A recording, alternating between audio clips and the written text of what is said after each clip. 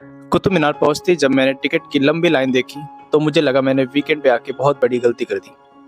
फिर सामने लगे स्कैनर को जल्दी से मैंने स्कैन किया, टिकट बाय करी और अंदर जाने के लिए लाइन में लग गया। मैंने सुना है अंदर एक लौह स्तंभ है जो लगभग 1600 साल पुराना है और उसमें आज तक जंग नहीं लगी। तो चलिए देखते हैं लौह स्तंभ को और जानते हैं उसके बारे में। अब कुतुब मीनार बिल्कुल मेरे सामने है और मैं कुतुब मीनार की तरफ बढ़ रहा था, लेकिन सबसे पहला शिलापट यानी स्लैब जो मुझे दिखा उसको पढ़ के मैं शॉक्ड रह गया। यह बोर्ड कुव्वतुल इस्लाम मस्जिद के बाहर लगा है और जिसपे साफ साफ लिखा है इस मस्जिद के निर्माण में 27 मंदिरों का मलबा प्रयोग हुआ, जिसमें से एक एक के निर्माण में 20 लाख दहलीवाल सिक्के खर्च हुए थे। ईश्वर की कृपा हो उन पर जो यहाँ इबादत करे और जिसने इसे निर्माण किया। बाहर लगे इस स्लैब को पढ़ने के बाद अब अंदर जाने को लेकर मेरी क्यूरियोसिटी बढ़ जाती है।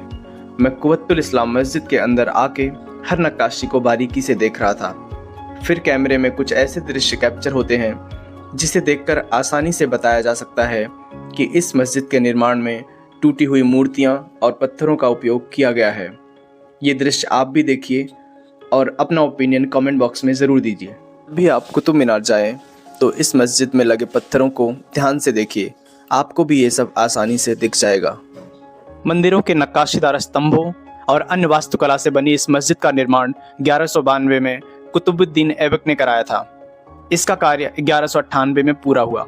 अब मैं आगे लौह स्तंभ की तरफ बढ़ता हूँ। यह आयरन पिलर सदियों से खुले आसमान के नीचे खड़ा है, लेकिन आज तक इस पर कभी जंग नहीं लगा। इसके स्लैब पर लिखे लेख से पता चलता है कि इसका निर्माण राजा चंद्रगुप्त विक्रमादित्य ने कराया, पर कुछ इतिहासकार तो यह भी मानते हैं कि यह स्तंभ सम्राट अशोक का है जो उन्होंने अपने दादा चंद्रगुप्त मौर्य की याद में बनवाया था।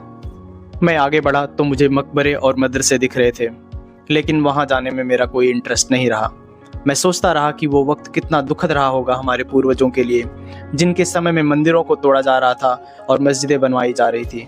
मुझे पता है ये फैक्ट्स आपको भी परेशान करेंगे और परेशान करने भी चाहिए।